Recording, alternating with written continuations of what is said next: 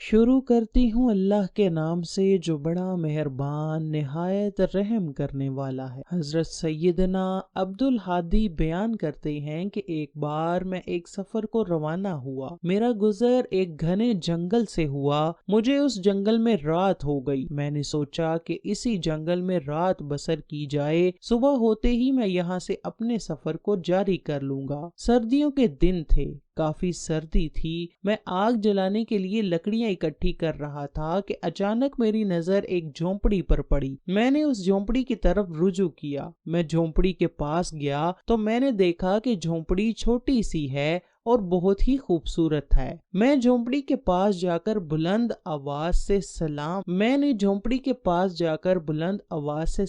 पेश किया। उस झोंपड़ी से एक बहुत ही प्यारी लड़की और एक बूढ़ी औरत बाहर आई। वो लड़की इतनी हसीनो जमील थी कि मैंने अपनी जिंदगी में इतनी प्यारी लड़की कभी नहीं देखी थी। मैंने उस बुढ़िया से कहा कि मैं मुसाफिर हूँ, मुझे काफी भूख लगी हुई है। उस बुढ़िया ने मुझे झोंपड़ी में आने को कहा। मैं अंदर चला गया। उस बुढ़िया ने मुझे कुछ खाने पीने को दिया। मैंने पेट भरा और वहां ही लेट गया। जब रात काफी गहरी हुई तो मेरी नीयत उस हसीनो जमील औरत पर फिदा हो गई। मैं उस लड़की के पास गया। वो लड़की गहरी नींद सो रही थी। मैंने उस लड़की के चेहरे को छूने के लिए अपना हाथ बढ़ाया तो मुझे गधे की खौफनाक आवाज सुनाई दी। मैंने इससे पहले ऐसी खौफनाक आवाज कभी भी नहीं सुनी थी। जब मेरे कानों में वो आवाज पड़ी तो मैं अंदाजा लगाता हुआ उस जगह पहुंचा जहां से गधे की आवाज बुलंद हुई थी। मैंने एक अजीबो गरीब मंजर देखा। मैंने एक कब्र से एक गधे की गर्दन बाहर निकली देखी। मैं कब्र से ये मंजर देखकर बहुत ही डर गया था। मैं जल्दी जल्दी झोंपड़ी की तरफ आया। जब मैं अपने बिस्तर पर आया, मैंने बुढ़िया और उस हसीनो जमील लड़की से दरियाफ्त किया कि मैंने आज रात अभी ये मंजर देखा है, क्या आप मुझे इसके बारे में बता सकते हैं? उस बुढ़िया ने कहा कि बेटा, तुम इसके बारे में ना ही जानो तो बहुत अच्छा होगा। आप फरमाने लगे कि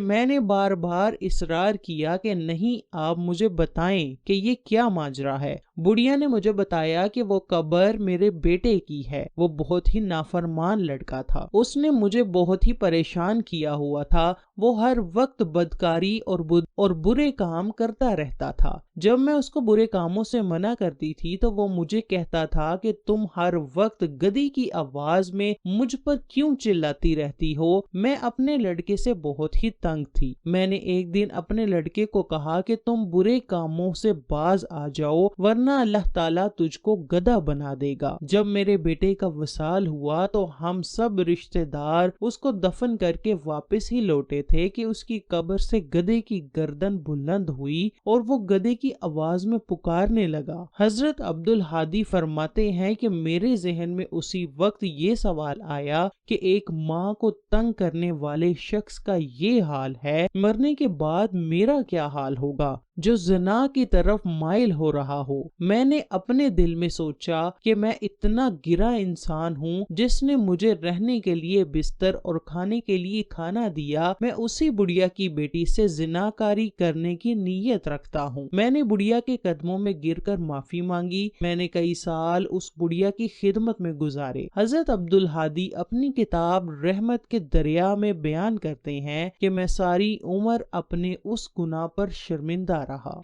अल्लाह ताला से दुआ है कि अल्लाह ताला हम सबको अपने माँ बाप से अच्छे इखलाक से पेश आने की तौफीक अता फरमाए और हम सबको अपने माँ बाप की खिदमत करने का मौका नसीब फरमाए।